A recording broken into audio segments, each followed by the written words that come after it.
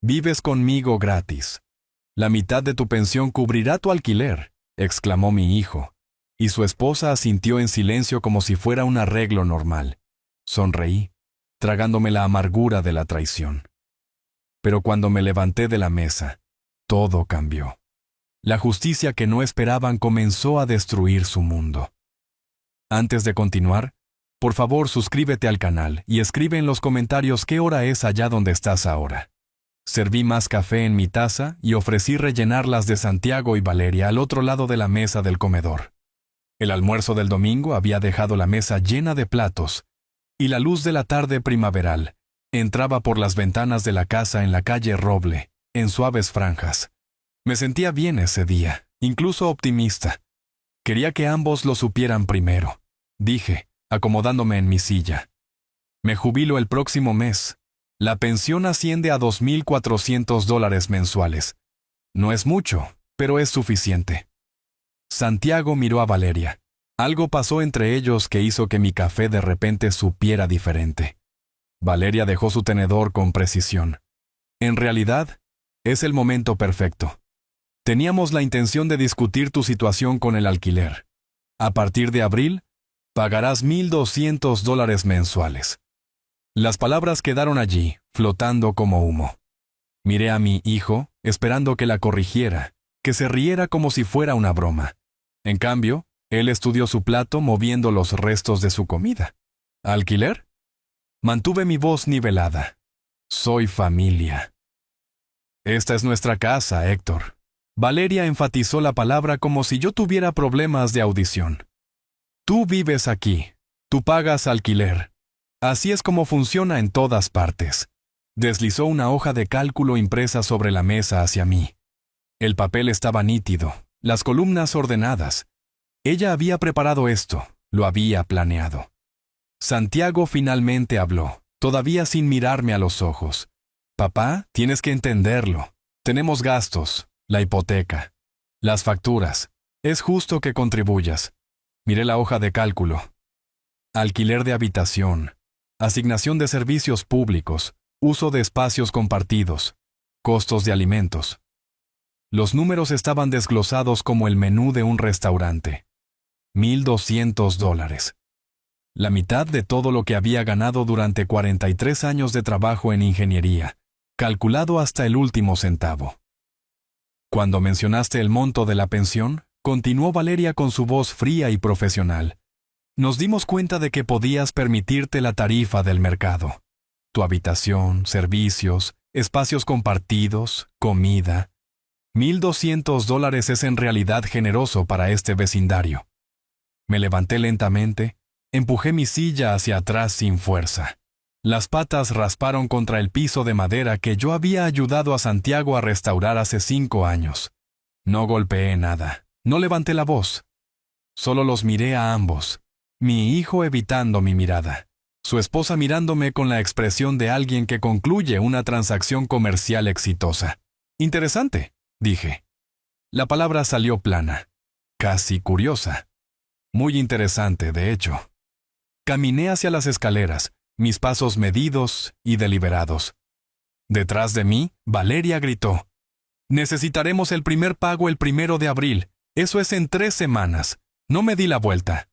En mi habitación, cerré la puerta con llave y fui al armario. La caja de cartón estaba en el estante superior donde había estado durante 15 años. Etiquetada con mi propia letra. Documentos de la casa, 2010. Mis manos estaban firmes mientras la bajaba y la llevaba a la cama. Los papeles se esparcieron sobre el edredón como evidencia en la escena de un crimen. Cheque de caja por $340,000. Mi firma en la parte inferior. Documentos de cierre de marzo de 2010. Mi nombre figuraba como comprador. Santiago Ruiz figuraba como titular del título de propiedad. Los documentos de transferencia de escritura. Mi nota escrita a mano en papel amarillo legal, fechada el día del cierre. Para el futuro de mi hijo. Para que comience con ventaja, más adelante de donde yo empecé. Llevaba 42 años de carrera como ingeniero estructural, calculando la capacidad de carga y los puntos de tensión. entendiendo exactamente cuánto peso podía soportar una base antes de agrietarse. Quería que Santiago construyera su vida sobre terreno sólido. En cambio, le había construido un arma. La hipoteca con la que afirmaban luchar no existía. Yo había pagado en efectivo. Las facturas con las que necesitaban ayuda eran para una casa que no les costó nada. Y ahora querían la mitad de mi pensión por el privilegio de dormir en una habitación que compré con mi propio dinero. En una casa que le entregué a mi hijo como regalo, porque creía que un padre debe ayudar a sus hijos a tener éxito. Me senté en el borde de la cama, con el cheque original en mi mano. $340,000. Hace 15 años, eso era casi todo lo que había ahorrado. Viví en un pequeño apartamento tipo estudio durante 2 años después, reconstruyendo mis ahorros, diciéndome a mí mismo que valía la pena porque Santiago tendría seguridad. Desde abajo, escuché risas, Santiago y Valeria, voces que subían a través de los conductos de ventilación. Algo era gracioso, algo les había divertido. Miré los papeles esparcidos ante mí, cada uno un fragmento de prueba. Mi firma, mi dinero, mi nombre en cada documento que importaba, excepto en el que más importaba: el título mismo. Había pasado 4 décadas leyendo planos, identificando debilidades estructurales, entendiendo exactamente dónde se debía aplicar presión para derribar lo que necesitaba caer.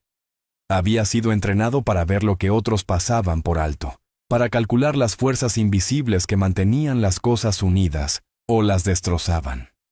Ellos habían cometido un error de cálculo, uno crítico. Reuní los documentos cuidadosamente, apilándolos en orden cronológico. El cheque en la parte superior mostrando el monto total, luego el acuerdo de compra, la declaración de cierre, la transferencia de título. Cada pedazo de papel era un muro de carga en la estructura de su error. Abajo, las risas continuaban. Las escuché de la misma manera que una vez escuché el sonido del metal bajo tensión, detectando la frecuencia que señalaba una falla inminente. Coloqué la pila de documentos nuevamente en la caja, pero no la devolví al armario. En cambio, la puse en mi escritorio al alcance de la mano. Los necesitaría pronto, muy pronto. La carta de la pensión del Estado estaba en el cajón de mi mesa de noche. La saqué y la leí de nuevo, aunque había memorizado cada palabra. $2,400 mensuales. A partir del 1 de abril. Faltaban 3 semanas. 3 semanas hasta que esperaran que les entregara la mitad. Doblé la carta y la puse con los documentos de la casa. Luego me senté en la silla junto a la ventana, viendo la luz de la tarde desvanecerse hacia la noche. Mi habitación se oscureció. No encendí la lámpara. No me habían pedido que me fuera. Habían hecho algo peor. Habían decidido cobrar por un regalo, monetizar la generosidad, convertir el amor en una transacción mensual. Habían calculado mi valor en dólares y encontraron que era convenientemente igual a la mitad de mis ingresos. Me senté en la creciente oscuridad, sosteniendo un trozo de papel que valía más que la integridad de mi hijo. Abajo, se estaban riendo. No bajé a cenar esa noche. Tenía trabajo que hacer. A la mañana siguiente, encontré un documento impreso junto a mi taza de café. Reglas de la casa y expectativas. Estaba centrado en la parte superior en negrita. Horas de silencio entre las 10 de la noche y las 7 de la mañana. Horario de acceso a la cocina. Valeria tenía prioridad por la mañana. Yo podía usarla después de las 8:30. Pautas de uso de espacios compartidos. La televisión en la sala de estar era de ellos. Yo debía ver programas en mi habitación. Valeria apareció en la puerta, ya vestida para su trabajo en la oficina de facturación médica. «Solo un poco de estructura», dijo. «Hace que todo sea más claro para todos». Recogí el papel, lo doblé una vez y lo deslicé en el bolsillo de mi camisa. «Claro es bueno», dije. Ella se fue sin decir otra palabra. Santiago bajó 10 minutos después, tomó una taza de viaje y salió. Ninguno de los dos preguntó si había dormido bien o si necesitaba algo. La casa se sentía diferente ahora, no como un hogar, sino como una propiedad con inquilinos y propietarios. Saqué la libreta de mi bolsillo, una que había comprado en la farmacia la noche anterior. Pequeña, con espiral, cabe en una mano. Escribí la fecha entonces. Documento de reglas de la casa presentado. Acceso a la cocina restringido. Espacios compartidos redefinidos como suyos. Sin emoción en las notas, solo hechos, horas, citas textuales. El martes bajé y encontré a Valeria fotografiando el interior del refrigerador con su teléfono. Movía los artículos, buscando mejores ángulos. Su expresión concentrada. Fines de documentación, dijo cuando notó que la observaba. Ya veo, dije. ¿Debo esperar un recibo detallado? Tal vez. Veremos cómo va abril. Anoté eso también. Hora, fecha, sus palabras exactas, el inventario del refrigerador, la implicación de que mi consumo de alimentos estaba siendo medido contra algún estándar que ella había establecido. Esa tarde, mientras ambos estaban en el trabajo, caminé 3 cuadras hasta un banco diferente al que siempre habíamos usado. La gerente de la sucursal era joven, profesional, ansiosa por ayudar. Abrí una nueva cuenta, de cheques y ahorros. Luego transferí $87,000 de mi antigua cuenta de ahorros, la que Santiago y Valeria sabían que existía, porque la había mencionado la Navidad pasada, cuando Santiago estaba preocupado por las reparaciones del auto. ¿Todo bien, don Héctor?, preguntó la gerente mientras procesaba la transferencia. Solo organizando las finanzas para la jubilación, dije, sonriendo. Cuando todo se simplificó, me entregó cheques temporales y una tarjeta de débito. Alquilé una caja de seguridad mientras estaba allí. Pequeña, pero suficiente. De vuelta en casa, fotografié cada documento de la caja de la casa usando mi teléfono. El cheque, los papeles de cierre, la transferencia de escritura, mi nota escrita a mano. Subí todo al almacenamiento en la nube. Luego conduje a mi nuevo banco y coloqué los originales en la caja de seguridad.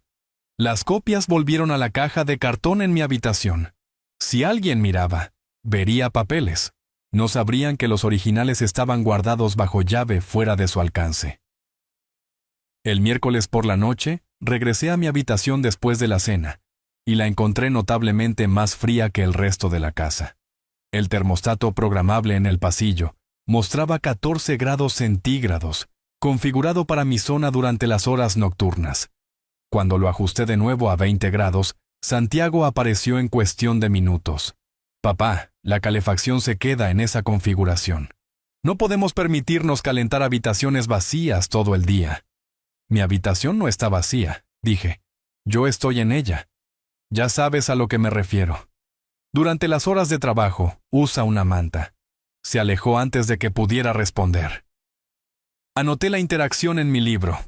Control del termostato. Temperatura ajustada a 14 grados. Usa una manta, cita, atribuida directamente a Santiago. Durante la cena del jueves, todavía comí con él. Todavía me senté a la misma mesa, observando. Valeria mencionó casi casualmente. Santiago y yo estábamos discutiendo. Las personas mayores a menudo prefieren vivir en la planta baja, más seguro. Menos escaleras. Tengo 67 años, no 97, dije. Por supuesto. Su sonrisa era ensayada, del tipo que le darías a un cliente difícil. Solo algo en lo que pensar. Tu habitación actual sería una excelente oficina para Santiago.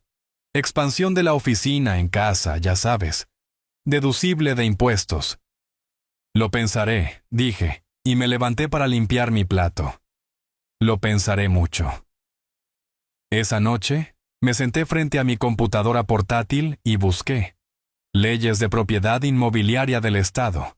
Casa comprada a nombre de otra persona. Derechos legales sobre propiedad pagada por otra persona. Los resultados de la búsqueda cargaron lentamente, pero tenía tiempo. Todo el tiempo del mundo ahora. Fideicomiso constructivo. El término apareció en múltiples resultados. Hice clic en formularios legales, explicaciones de estatutos, precedentes de casos. En este estado, Cuando alguien proporciona fondos para la compra de una propiedad, pero el título se coloca a nombre de otra persona, los tribunales podrían imponer un fideicomiso constructivo, reconociendo la propiedad real de la parte que financió, a pesar de lo que mostraran los papeles. Tomé capturas de pantalla, anoté números de estatutos, encontré nombres de abogados que habían manejado casos similares, disputas inmobiliarias, desafíos de propiedad. 23 abogados solo en la capital se especializaban en esta situación exacta. El viernes por la mañana, después de que Santiago y Valeria se fueran a trabajar, leí todo de nuevo. La ley era clara. La documentación era clave. Prueba de pago. Prueba de que la transferencia del título tenía la intención de ser temporal o para fines específicos. Evidencia escrita de la relación entre las partes. Yo tenía el cheque. Tenía los documentos de cierre. Tenía mi nota escrita a mano explicando que el regalo era para el futuro de mi hijo, no una transferencia incondicional de propiedad. Tenía un patrón de comportamiento, viviendo en la casa durante 15 años sin que se me cobrara alquiler hasta el momento en que mencioné los ingresos de la pensión. El sábado, Santiago sugirió que habláramos sobre el 1 de abril, después del desayuno. Valeria había impreso otra hoja de cálculo. Esta mostraba los gastos mensuales de los que sería responsable. $1,200 por alquiler y comida. Pero había partidas para servicios adicionales. Instalaciones de lavandería, acceso al garaje, uso del espacio del jardín. Estos no están incluidos en el alquiler base, explicó ella. Pero si los quieres, podemos negociar tarifas. Miré a mi hijo. Estaba desplazándose por su teléfono, ni siquiera fingiendo prestar atención a su esposa, extrayendo dinero de su padre como si yo fuera un inquilino disputando cargos de servicios públicos. Revisaré esto, dije, tomando el papel. Les daré una respuesta pronto. El domingo por la noche, tarde, me senté en mi escritorio con la libreta, las hojas de cálculo impresas, las capturas de pantalla de los estatutos legales y una lista de nombres de abogados con sus números de teléfono. Había organizado todo por fecha, por categoría, por relevancia. Licenciado Guzmán, abogado inmobiliario, disputas de propiedad, 20 años de experiencia. Su sitio web mostraba una práctica centrada específicamente en desafíos de títulos y conflictos de propiedad. Las reseñas elogiaban su minuciosidad, su disposición a tomar casos que otros consideraban difíciles. Su oficina estaba en el centro, en la Quinta Avenida. La tarifa de consulta era de $200. El número de teléfono aparecía claramente en la parte superior de la página. Lo anoté en mi libreta, subrayándolo 2 veces. Mañana era lunes. Las oficinas abrían a las 9. Llamaría a las 9:15, después del ajetreo matutino, cuando alguien tuviera tiempo de escuchar con atención. Hice clic en la foto de perfil del licenciado Guzmán, un hombre de unos 50 años, cabello gris, expresión seria. Su biografía mencionaba antecedentes en ingeniería antes de la escuela de Derecho, ingeniería estructural. Específicamente, él entendería los planos, entendería los cimientos, entendería lo que sucede cuando construyes algo y luego alguien más lo reclama. Cerré la computadora portátil y miré mi teléfono, el número del abogado brillando en la pantalla. Mañana haría una llamada que lo cambiaría todo. Llamé a la oficina del licenciado Guzmán a primera hora esa mañana. Su secretaria me programó para las 12 en punto. Para las 9:30, tenía mi carpeta organizada, documentos ordenados cronológicamente, recibos de reparaciones agrupados por separado, mi semana de notas sujeta a la cubierta interior. Me puse una camisa de vestir y una chaqueta. Esto no era un asunto casual. Estaba contratando a un profesional para reclamar lo que me pertenecía. «Voy a salir», le dije a Santiago mientras recogía sus cosas para el trabajo. Apenas levantó la vista. «Claro, papá». Tomé el autobús al centro. El auto compartido hubiera sido más rápido, pero prefería mantener mis movimientos sin ser notados. El autobús me dejó a 3 cuadras del edificio de oficinas en la Quinta Avenida, 12 pisos arriba según el directorio en el vestíbulo. El ascensor subió lentamente, deteniéndose en varios pisos. Para cuando llegué a Guzmán y Asociados, Sentí el significado del momento asentándose sobre mí como un peso que había elegido cargar. El área de recepción era profesional, pero no ostentosa. El licenciado Guzmán apareció a los pocos minutos de mi llegada, mediados de los 50, canas en las sienes, gafas de lectura colgando de un cordón alrededor de su cuello. Me estrechó la mano con firmeza. «Don Héctor, pase». Su sala de conferencias tenía ventanas con vistas a la ciudad. Hizo un gesto hacia una silla y se sentó frente a mí, acercando un bloc de notas legal. «Cuénteme qué está pasando», dijo. Esparcí los documentos sobre la mesa. El cheque de caja primero. $340,000, fechado en marzo de 2010. A nombre de la compañía de títulos Columbia. Mi firma en la parte inferior. Guzmán lo levantó. Lo estudió a través de sus gafas de lectura. Esto es de su cuenta personal. Puede verificar que los fondos se originaron con usted. Sí. Trabajé 42 años como ingeniero estructural. Ahorré específicamente para comprar una casa directamente. Sin hipoteca. Dejó el cheque con cuidado. Alcanzó los documentos de cierre. Y colocó el título a nombre de su hijo porque pensé que lo estaba ayudando a establecer crédito, construir patrimonio.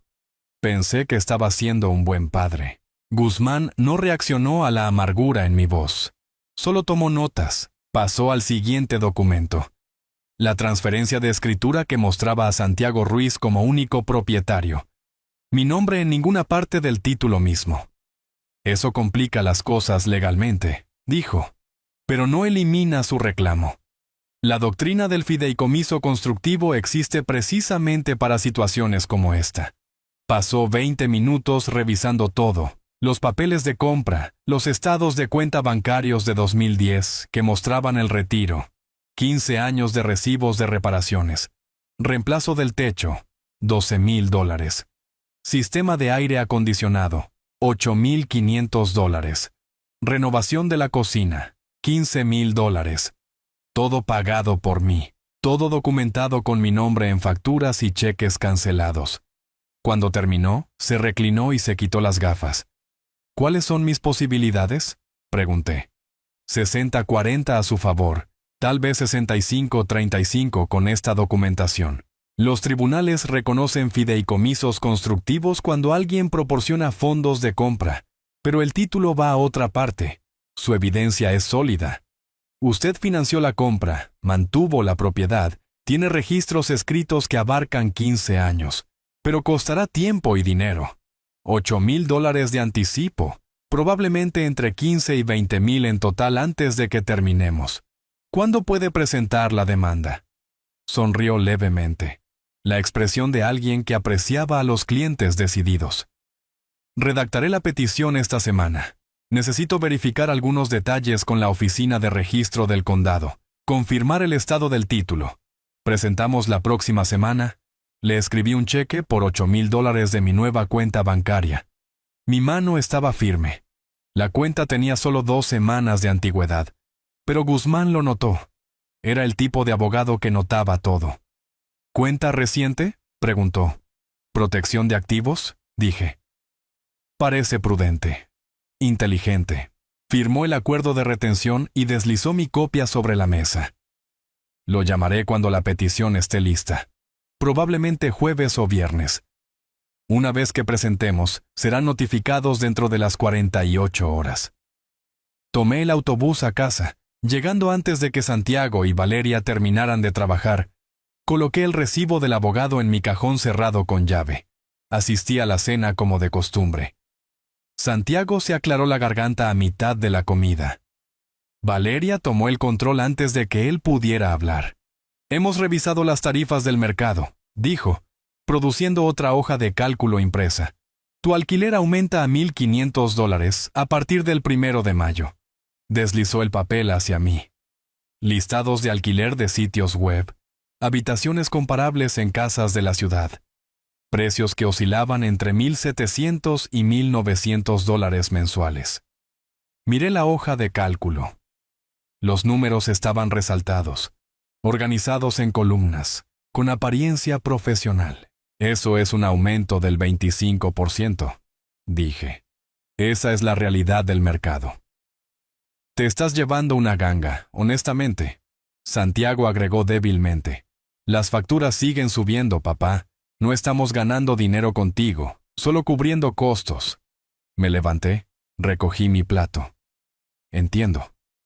1 de mayo, $1,500. Valeria me llamó mientras salía de la habitación. Lo necesitaremos el día 1, no tarde en el mes como la última vez. Hice una pausa, pero no me di la vuelta. Anotado. No había pagado el alquiler de abril, no había pagado nada, pero ella ya estaba reescribiendo la historia, creando una narrativa donde yo era el inquilino moroso, la carga que necesitaba gestión. En mi habitación, los escuché abajo. Sus voces llegaban a través de los conductos de calefacción. ¿Ves? Valeria estaba diciendo. Es razonable. Deberíamos haber hecho esto hace meses. Santiago murmuró algo que no pude captar. Para el próximo año probablemente podamos subirlo a $2,000. Valeria continuó.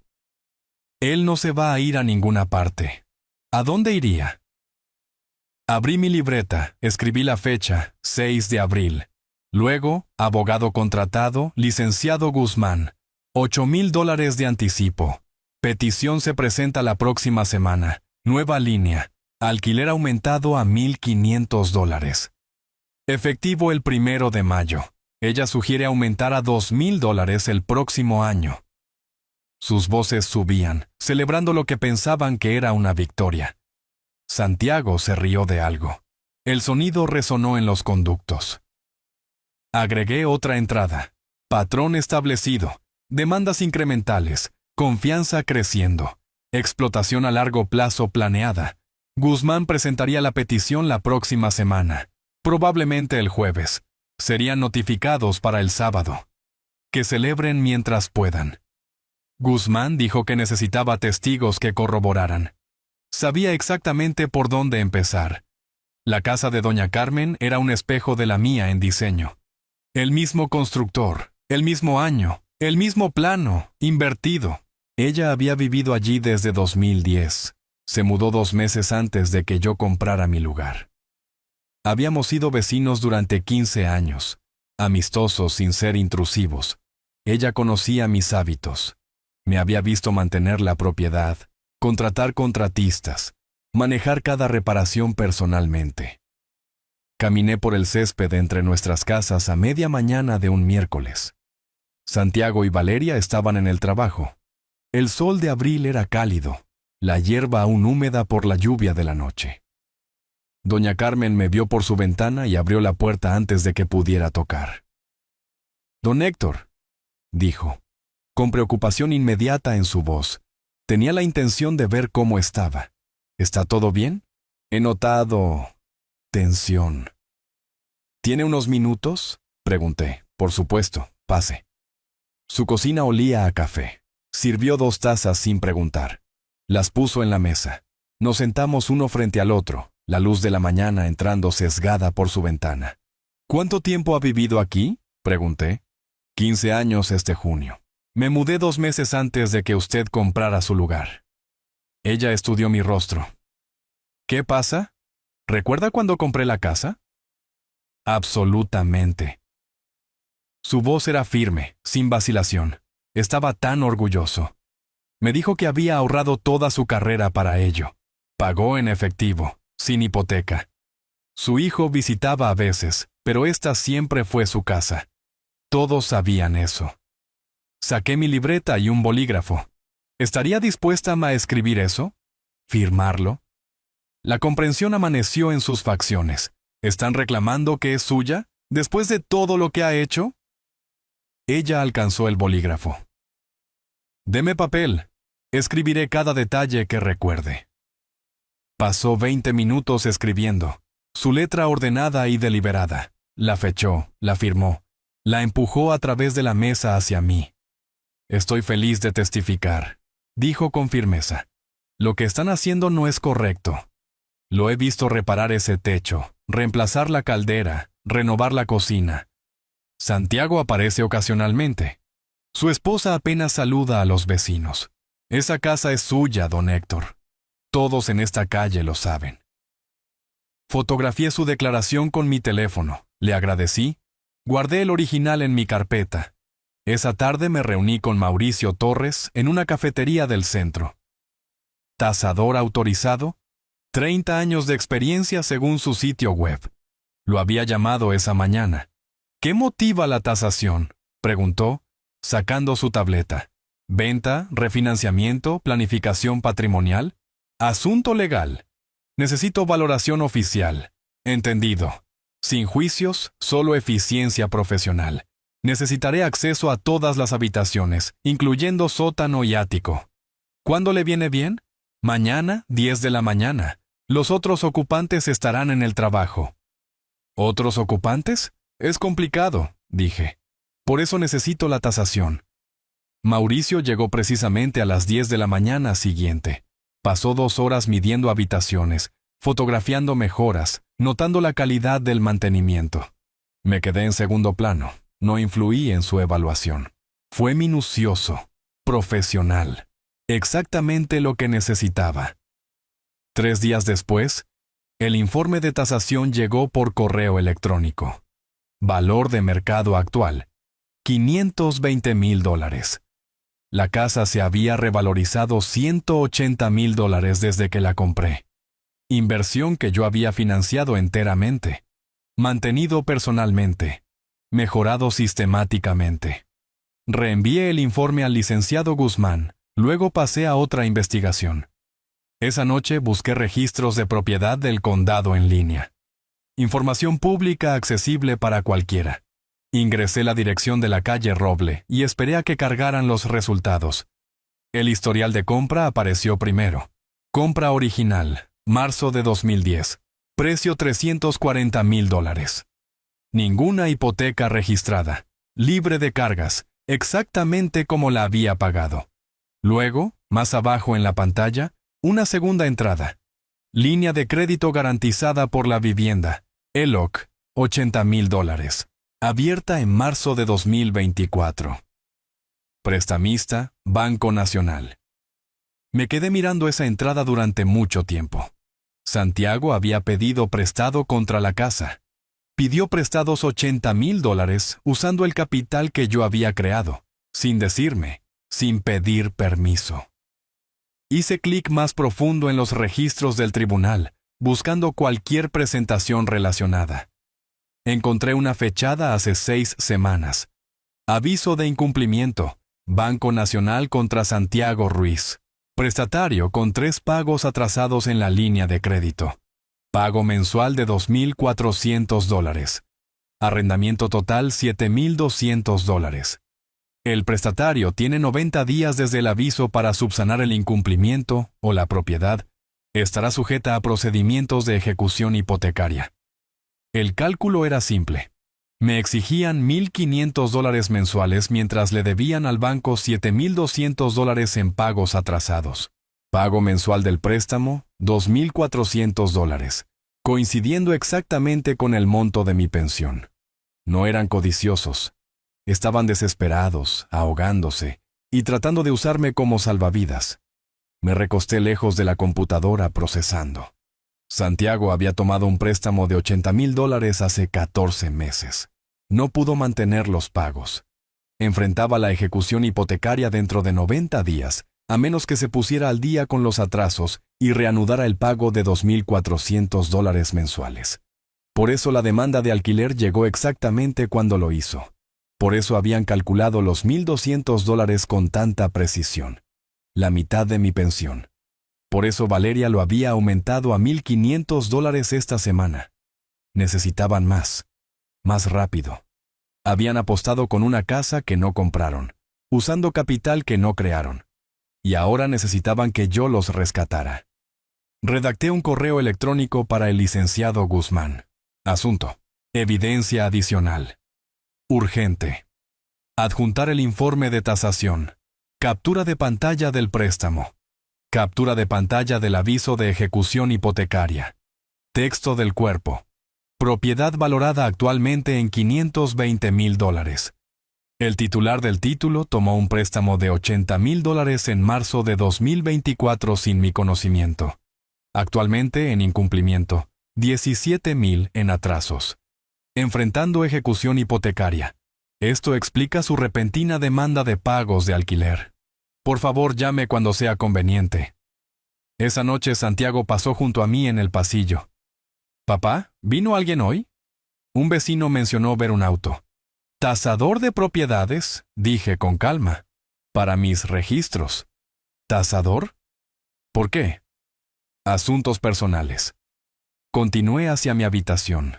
Cerré la puerta. Escuché la voz de Valeria desde la cocina, sospechosa. «¿Para qué necesita una tasación?». Santiago respondió inquieto. «No lo sé. Tal vez seguro». A las 11 de esa noche abrí mi computadora portátil por última vez. El correo electrónico a Guzmán estaba en mi carpeta de borradores. Todos los archivos adjuntos verificados. Lo revisé una vez más, luego presioné enviar. El mensaje voló hacia la noche. 4 archivos adjuntos que transformaron el caso de una disputa de propiedad a una catástrofe financiera. Santiago y Valeria no eran solo ladrones. Estaban desesperados, hundiéndose, tratando de arrastrarme con ellos. Cerré la computadora portátil. Guzmán vería esto por la mañana. Guzmán me llamó antes de las 8 a la mañana siguiente. Su voz tenía una cualidad diferente, más aguda, más energizada. «Héctor, el paquete de evidencia que envió es excepcional. La declaración de doña Carmen establece la línea de tiempo perfectamente. La tasación muestra el valor actual en 520. ¿Y ese aviso de ejecución hipotecaria? Esa es una ventaja que no podríamos haber anticipado.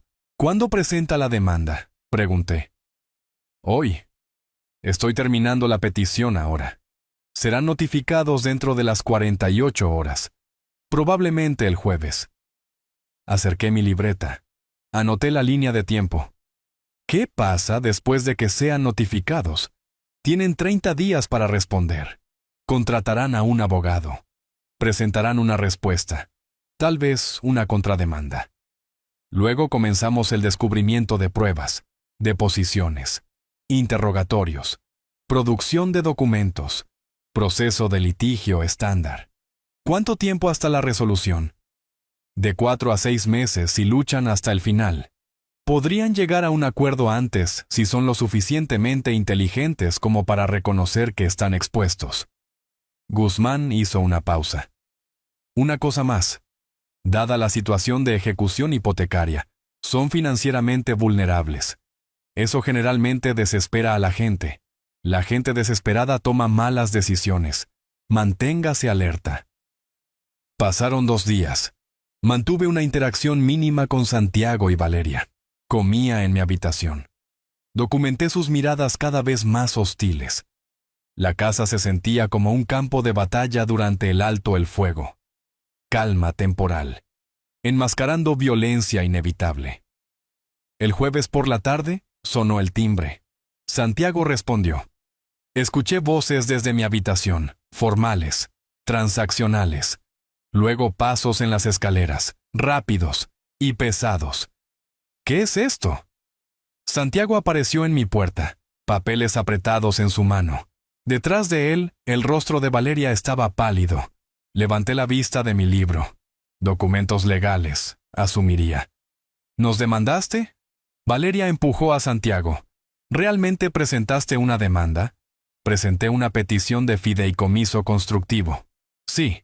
Santiago miró los papeles como si pudieran incendiarse. No puedes hacer esto. La casa está a mi nombre. Han pasado 15 años. ¿Entonces no tienes nada de qué preocuparte? Volví a mi libro. Tu abogado puede explicar el proceso. Se fueron sin decir otra palabra. Los escuché abajo, esparciendo los documentos sobre la mesa del comedor. Sus voces llegaban a través de los conductos, confundidos, enojados, asustados. Para la noche habían consultado a alguien. Lo supe porque intentaron acorralarme en la cocina. Papá. Santiago se aclaró la garganta. Esta cosa de la demanda se está saliendo de control. ¿No podemos sentarnos, resolver esto como familia? No me volví desde la estufa, nosotros no podemos. Pero nuestros abogados sí. ¿Realmente estás haciendo esto? La voz de Valeria tenía un borde más duro. ¿Demandando a tu propio hijo? Me di la vuelta entonces, la miré a los ojos directamente. Estoy reclamando una propiedad que compré. La relación es secundaria a la ley. Secundaria. El volumen de Santiago subió. Soy tu familia. La familia no cobra a la familia el 75% de sus ingresos por una habitación que ya poseen. Ustedes redefinieron nuestra relación. Estoy aceptando sus términos. Entonces lárgate. Santiago se acercó, puños cerrados. Vete, esta noche. No me moví. Eso es desalojo ilegal. La ley del Estado requiere un aviso por escrito de 30 días como mínimo, incluso para miembros de la familia. Desalójame ahora, y presentaré un reclamo adicional mañana. Pruébame. Valeria agarró el brazo de Santiago. Ella era más inteligente. Vio la trampa. Vámonos. Se volvió en la puerta. Esto no ha terminado. No, dije. Apenas está comenzando. En mi habitación más tarde, los escuché a través de la pared. La voz de Valeria cortaba aguda con culpa. Dijiste que la casa era nuestra para siempre. Dijiste que te la dio. Santiago a la defensiva. Lo hizo. Han pasado 15 años. ¿Cómo se suponía que iba a saber que guardaba documentación? Deberías haber preguntado. Deberías haberte asegurado. Es mi padre. Confié. Bueno, tu confianza acaba de costarnos todo. Abrí mi libreta. 8 de mayo. Demandados notificados con la petición. Intento de confrontación en la cocina. Amenaza de desalojo. Documentado verbalmente. Su pánico se está mostrando. A través de la pared, la voz de Valeria llegó de nuevo. Necesitamos un abogado de verdad. Y necesitamos contraatacar. Santiago murmuró acuerdo. Cerré la libreta. Guzmán me había advertido que contraatacarían. Que lo intenten. Cada acción que tomaran ahora era visible, documentada, sometida a revisión judicial. Estaban luchando en un sistema que requería pruebas, procedimiento, paciencia. Yo tenía las 3. Tenía un chequeo de rutina programado ese martes. Solo un examen físico anual, análisis de sangre. El monitoreo habitual de un cuerpo de 67 años. Salí de la casa a la 1:30. Esperaba regresar a las 4. La cita transcurrió sin problemas. Presión arterial normal. Colesterol aceptable. El médico complacido con todo. Tomé el autobús a casa. Estacionar en el centro cuesta más que la tarifa del transporte público. En la puerta principal inserté mi llave. No giraba. Intenté de nuevo agitándola. El mecanismo se sentía mal. Diferente. Examiné la cerradura de cerca. Hardware nuevo. Latón en lugar de acero. La habían cambiado. La puerta trasera era igual. Juego de cerraduras nuevo. Mi llave inútil. Presioné el timbre. Esperé. Presioné de nuevo manteniéndolo más tiempo. La voz de Valeria llegó a través de un intercomunicador que no sabía que existía. No te dejaremos entrar. Abre la puerta, dije con calma. Vivo aquí. Ya no. Nos demandaste, eso es abandono. Así no es como funciona la ley. Abre la puerta. Silencio. Saqué mi teléfono. Fotografié la puerta principal, la nueva cerradura, la cámara del timbre montada encima de ella, también nueva. Caminé alrededor de la casa fotografiando cada punto de entrada, cada imagen con marca de tiempo. El auto de Santiago se detuvo mientras yo estaba en la puerta trasera. Se bajó, me vio y apretó la mandíbula. Caminó hacia el frente, la abrió con una llave nueva. Entró. Lo seguí antes de que pudiera cerrarla. Bloqueó la puerta físicamente. Ya no vives aquí. Vete o llamo a la policía. Levanté mi teléfono, grabando. Para el registro, han cambiado las cerraduras, impidiéndome acceder a mi residencia y pertenencias. ¿Es consciente de que esto es un desalojo ilegal bajo la ley estatal? Demándame. Casi sonrió. Oh, espera, ya lo hiciste. La puerta se cerró de golpe. El cerrojo hizo clic.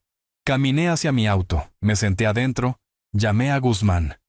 ¿Hicieron qué? Su ira fue inmediata. ¿Cambiar las cerraduras mientras estaba en una cita médica? Bloqueo completo. Tengo fotos. Grabación de audio de la confrontación. Perfecto. Quiero decir, terrible para usted. Perfecto para el caso. Los jueces odian absolutamente a los propietarios que hacen esto. Es una de las violaciones más graves. Hizo una pausa. Necesita alojamiento temporal. Encuentre algo. Guarde todos los recibos. Pagarán cada centavo. Voy a presentar mociones de emergencia mañana a primera hora. Conduje hacia el este por la autopista principal hasta que encontré el motel Sol Poniente. Propiedad antigua. Tarifas razonables anunciadas en un letrero desgastado. La recepcionista era una mujer de unos 50 años que notó que no tenía equipaje. ¿Viajando ligero?, preguntó. Temporalmente desplazado, dije. Ella no husmeó. Pagué en efectivo por 3 noches. Tomé la llave de la habitación 14. La habitación era básica, cama doble con edredón fino, televisión atornillada a la cómoda, baño con ducha y manchas de óxido alrededor del desagüe. Me senté en el borde de la cama y miré alrededor. Todo lo que poseía estaba encerrado dentro de una casa que yo había comprado. Inaccesible porque mi hijo había decidido que las cerraduras podían reescribir la propiedad. Tenía mi billetera, teléfono y la ropa que llevaba puesta. Nada más. El sentimiento duró tal vez 30 segundos. Exposición. Vulnerabilidad. El borde afilado de entender que tenía 67 años y dormía en un motel económico mientras personas con la mitad de mi edad controlaban mis posesiones. Luego la ira lo endureció en algo más. Resolución. Enfoque. Hice una lista en mi teléfono de necesidades inmediatas. Ropa. Artículos de aseo. Computadora portátil para comunicarme con Guzmán. Todos los gastos para ser documentados. Todos los recibos guardados. Guzmán llamó a la mañana siguiente. Presenté 2 mociones. Audiencia de emergencia por desalojo injustificado y una orden requiriéndoles que devuelvan su propiedad. Inmediatamente. La audiencia está programada para el próximo lunes. 1 semana. ¿Qué necesito hacer? Documente todo. Cada gasto. Cada interacción. Han cometido un error catastrófico y quiero un registro completo cuando entremos a esa sala del tribunal. 3 días después, un notificador judicial me encontró en el motel. ¿Cómo obtuvo Santiago la dirección? No lo sabía, y esa comprensión envió un hilo frío por mi espalda. Me estaban rastreando, de alguna manera. El notificador me entregó un sobre grueso. Santiago y Valeria Ruiz contra Héctor Ruiz. Contrademanda. Lo abrí en mi habitación de motel. Hojeé la primera página, pasé las páginas. Buscaban $45,000 por 15 años de alquiler impago, alegando que había vivido gratis mientras ellos cargaban con todos los gastos. Adjunto, había una declaración jurada de Roberto, el hermano de Valeria que vivía en otra ciudad. Declaración detallada sobre visitar la casa regularmente a lo largo de los años. Atestiguando que Santiago pagaba todo. Reparaciones. Servicios públicos. Impuestos a la propiedad. Firma notariada al final. Lo leí 2 veces. Cada frase era una invención. Roberto apenas visitaba tal vez 2 veces al año para las fiestas. Nunca presenció ninguna transacción. Pero la firma era real. Oficial. Llamé a Guzmán. Presentaron una contrademanda, dije. $45,000 por alquiler que afirman que nunca pagué. Predecible. No sonaba preocupado. ¿Cuál es su evidencia? Declaración jurada del hermano de Valeria. Dice que presenció a Santiago pagando todo a lo largo de los años. ¿El hermano que no vive allí y no figura en ningún documento que hayamos visto? Correcto. Están desesperados. Esto es gente desesperada cometiendo errores desesperados. Le tomaremos declaración y su testimonio colapsará bajo un interrogatorio básico. ¿Dónde estaba él durante estos supuestos pagos? ¿Qué fechas? ¿Qué montos? No tendrá respuestas porque nunca sucedió. ¿Así que todavía estamos sólidos? mejor que sólidos. Han cometido un desalojo ilegal. Violación grave. Han presentado una contrademanda frívola con lo que parece ser testimonio falso. No están luchando de manera efectiva. Están dando manotazos de ahogado. Y cada manotazo crea más evidencia en su contra. Me senté en la pequeña mesa de mi habitación de motel esa noche. Computadora portátil abierta. Modelo barato que había comprado en el supermercado esa tarde. Redacté una línea de tiempo para Guzmán. Fecha y hora del bloqueo. Fotografías tomadas. Grabación de las amenazas de Santiago. Costos del motel. Acumulándose. $67 por noche. Por 7 noches hasta ahora igualaba $469. Gastos comerciales de ser agraviado. Guardé el documento. Lo respaldé en el almacenamiento en la nube. La habitación era pequeña y olía levemente a alfombra vieja y solución de limpieza, pero era temporal. Todo lo que habían hecho en la última semana, las cerraduras, las amenazas, el falso testimonio, había debilitado su posición, no la mía. Guzmán tenía la audiencia de emergencia programada para el lunes. 5 días más. La audiencia llegó más rápido de lo que esperaba. 5 días en el motel. Y estaba conduciendo al tribunal del distrito el lunes por la mañana. Había comprado ropa nueva, un traje de la tienda departamental, zapatos de vestir que apretaban un poco, una corbata que anudé 3 veces antes de hacerlo bien. Todo lo que poseía era prestado o comprado en la última semana. El desplazamiento se sentía físico, como usar la piel de otra persona. Guzmán me encontró en el pasillo fuera de la sala del tribunal. Llevaba un maletín de cuero, documentos organizados en carpetas codificadas por colores. Revisamos la estrategia brevemente. Asunto de desalojo de emergencia primero, luego audiencia preliminar sobre el caso principal.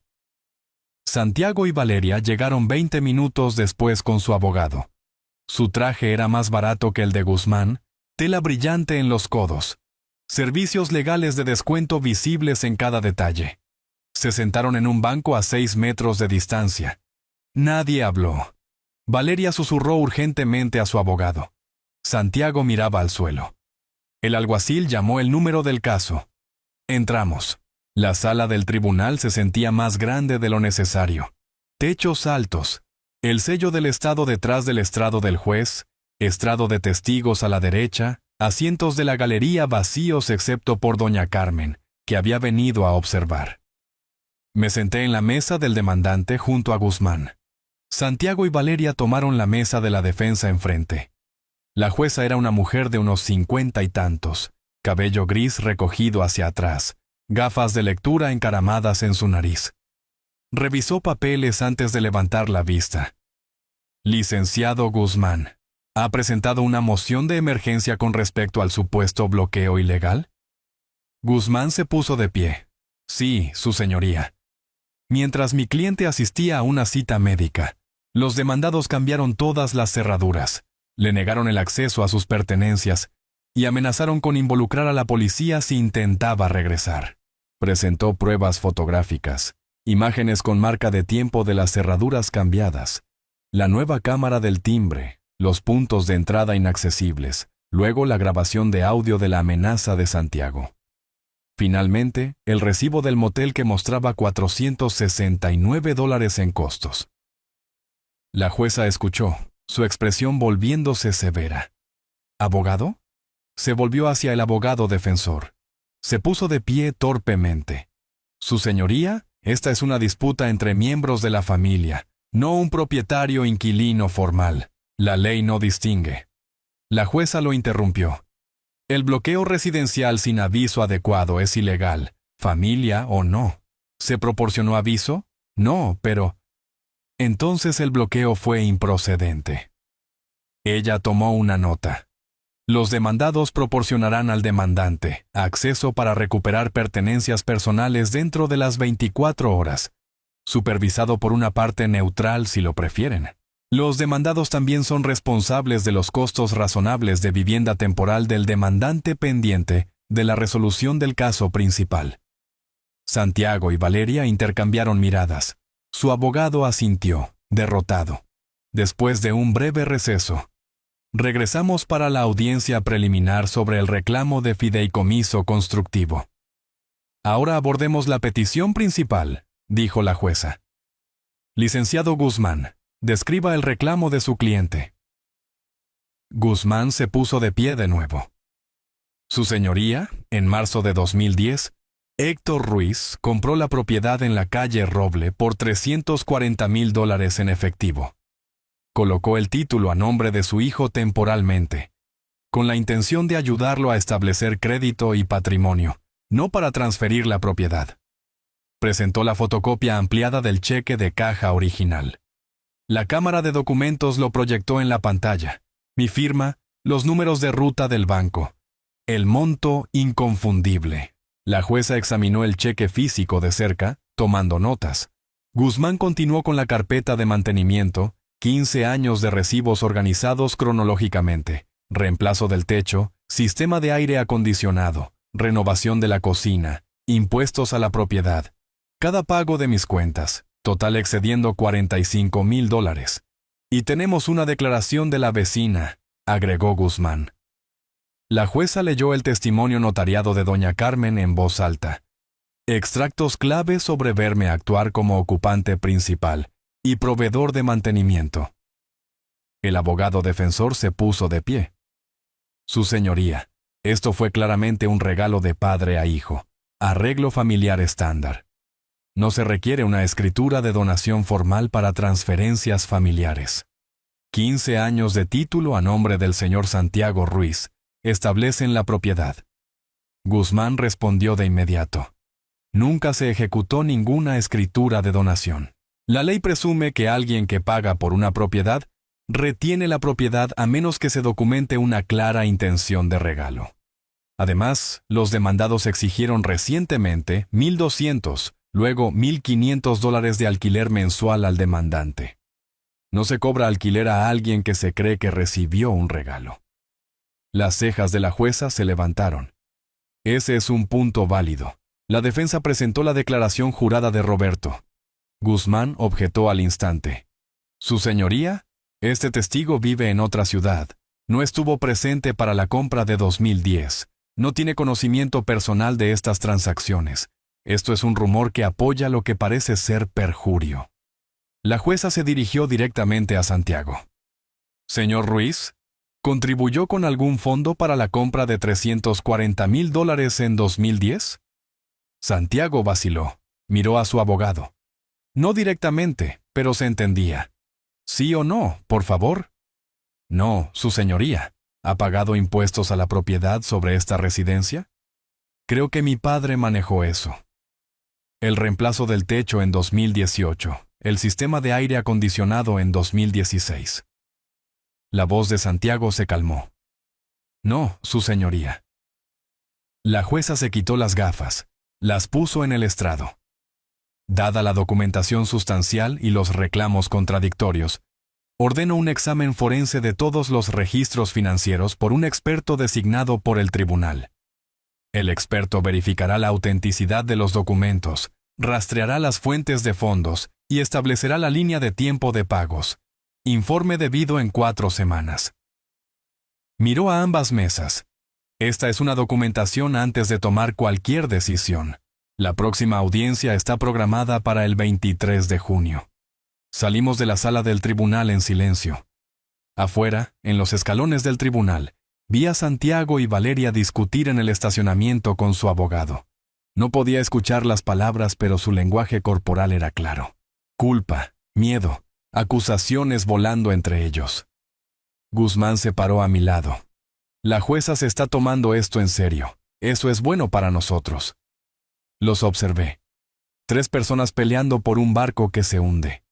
Santiago gesticulaba salvajemente. Valeria le dio la espalda. Su abogado parecía agotado. Guzmán me tocó el brazo. Llevémoslo de vuelta a su lugar. Mañana organizamos la recuperación de pertenencias. Asentí. No era mi lugar, una habitación de motel, pero temporal. La orden de examen de la jueza significaba algo. Significaba duda sobre su historia. Significaba posibilidad. Llevaba 2 semanas de vuelta en el motel. Mis pertenencias llenaban el pequeño espacio ahora. Ropa en el armario, documentos en una caja de banquero en el escritorio, computadora portátil a su lado. Esperar el informe del examinador forense se sentía como contener la respiración bajo el agua. Guzmán llamó a media tarde de un martes. Su voz tenía esa cualidad urgente de nuevo. Héctor, tenemos un problema. Santiago puso la casa en el mercado. Agarré mi computadora portátil antes de que terminara la frase. ¿El qué? Listada para la venta hace 3 días. $480,000. Por debajo del valor de tasación para venta rápida. Le estoy enviando el enlace ahora. El correo electrónico llegó mientras hablábamos. Hice clic en el sitio web de bienes raíces. Escribí la dirección. Ahí estaba. Mi casa. Fotos de habitaciones que había mantenido durante 15 años. Descripción enfatizando vendedor motivado. ¿Puede hacer eso? Pregunté. ¿Con el caso pendiente? Técnicamente sí. Él sigue siendo el titular del título, pero podemos detenerlo. Necesitamos presentar una medida cautelar de emergencia inmediatamente. Ya tienen 2 compradores interesados. Uno presentó una oferta preliminar. ¿Qué tan rápido se puede vender una casa en el mercado actual? Precio por debajo del valor. Tal vez una semana. Por eso estoy llamando. ¿Puede venir a mi oficina ahora mismo? Estoy redactando la moción. Salí en 5 minutos. En la oficina de Guzmán, lo vi escribir la moción de emergencia en la pantalla de su computadora. Lenguaje legal formándose en tiempo real. Citación de jurisprudencia. Afirmaciones fácticas. Alivio solicitado. Si la casa se vende a un tercero inocente antes de que nuestro caso se resuelva, explicó mientras escribía, estamos en territorio complicado. Los nuevos propietarios no han hecho nada malo. Necesitamos congelar la venta. Ahora, describió la base de la medida cautelar. Tenía un reclamo pendiente legítimo. La casa era propiedad en disputa. La venta me impediría recuperar incluso si ganaba. Y los demandados estaban intentando liquidar el activo para evitar el juicio. Condujimos juntos al tribunal. Llegamos 30 minutos antes de que cerrara la oficina del secretario. Presentamos la moción con documentos de respaldo. Pagamos la tarifa de presentación de emergencia de $350. El secretario selló los papeles. Dijo que la jueza revisaría durante la noche. Guzmán me llamó a las 8 de la mañana siguiente. La jueza programó audiencia de emergencia para las 10, la misma sala del tribunal. La sala de audiencias era más pequeña esta vez, menos formal.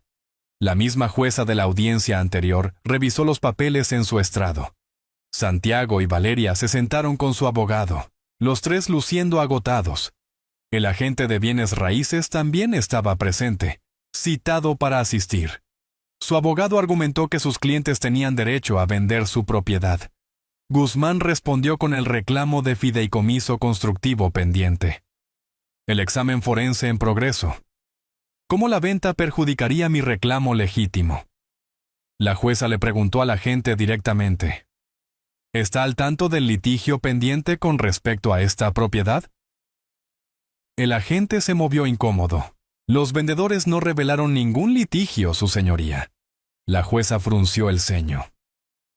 Señor Ruiz, le dijo a Santiago, ¿listó una propiedad en disputa para la venta durante un litigio activo con un análisis forense ordenado por el tribunal en curso? Su señoría, la propiedad está legalmente titulada a mi cliente. Su abogado comenzó. ¿Mientras se examina el reclamo de fideicomiso constructivo? La voz de la jueza se agudizó. Vender el activo antes de la determinación anularía todo el caso. Ella dictaminó desde el estrado. La venta de la propiedad queda por la presente prohibida pendiente de la resolución del reclamo de fideicomiso constructivo. El licenciado Guzmán presentó esta orden en el registro del condado inmediatamente. En cuestión de horas, se presentó la medida cautelar, creando una nube oficial sobre el título.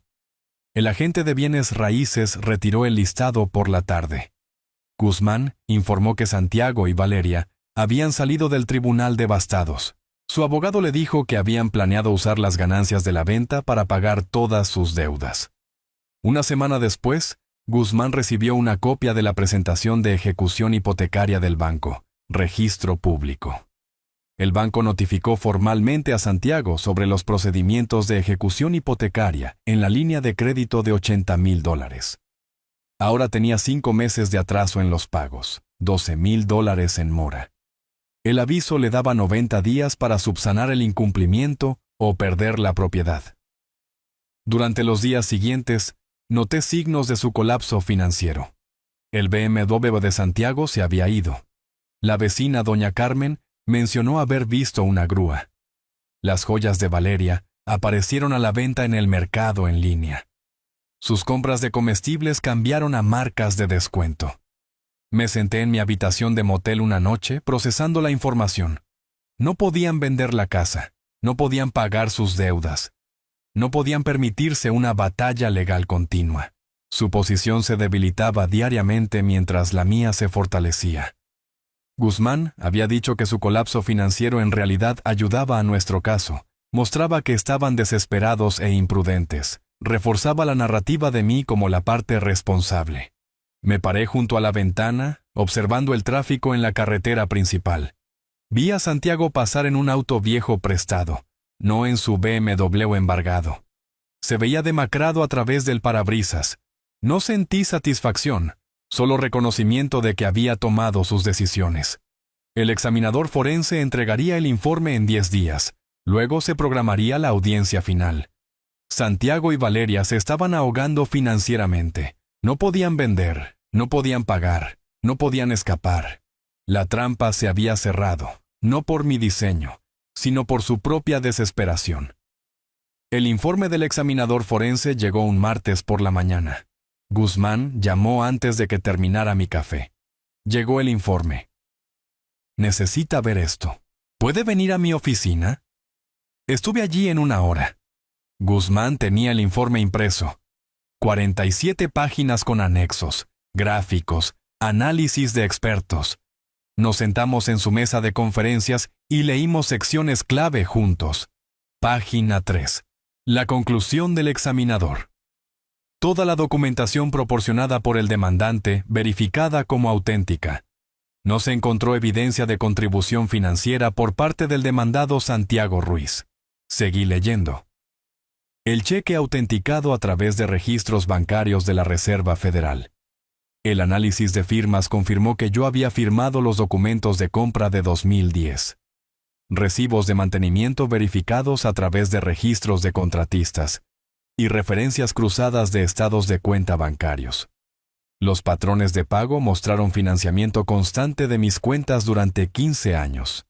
Luego, la sección sobre la declaración jurada de Roberto. El examinador había encontrado los registros de la tarjeta de crédito de Roberto, que mostraban que estaba en otra ciudad en las 3 fechas en que afirmó presenciar pagos en mi casa. Los registros de su empleador confirmaron que estaba trabajando esos días, ni cerca de mi casa. Así que mintió, dije. O Valeria le dio información falsa, dijo Guzmán. De cualquier manera, contradice la evidencia documental. La jueza verá eso. La segunda audiencia estaba programada para 3 días después. La sala del tribunal se sentía familiar esta vez. La misma jueza, las mismas mesas, la misma formalidad. El examinador forense se sentó en la galería. Hombre mayor, barba gris, maletín a su lado. La jueza lo llamó al estrado. Prestó juramento, declaró sus credenciales, 30 años de experiencia en contabilidad forense. Testificó en más de 200 casos. Guzmán lo guió a través de la metodología, técnicas de autenticación de documentos, referencias cruzadas de bases de datos, verificación de línea de tiempo, análisis de flujo financiero. En su opinión experta, preguntó Guzmán, ¿quién financió la compra de la propiedad en la calle Roble? Indiscutiblemente, Héctor Ruiz proporcionó el 100% de los fondos de compra y los costos de mantenimiento posteriores. El abogado defensor intentó atacar la metodología durante el contrainterrogatorio. ¿No podría este cheque haber sido reembolsado más tarde? No hay evidencia de ningún reembolso en 15 años de registros, dijo el examinador con calma. La jueza hizo sus propias preguntas. Doctor Paredes, ¿hay algún escenario donde el reclamo de propiedad del demandado esté respaldado por evidencia financiera? Ninguno que pudiera encontrar, su señoría. La jueza tomó un receso de 30 minutos para revisar el informe completo. Esperamos en el pasillo. Santiago y Valeria se apiñaron con su abogado, luciendo sombríos. Nadie habló. El tribunal se reunió de nuevo. La jueza leyó su fallo preliminar en el registro. Basado en la evidencia forense presentada, este tribunal determina que el demandante ha establecido un fideicomiso constructivo. El demandado posee el título legal, pero el demandante es el propietario equitativo de la propiedad. Continuó.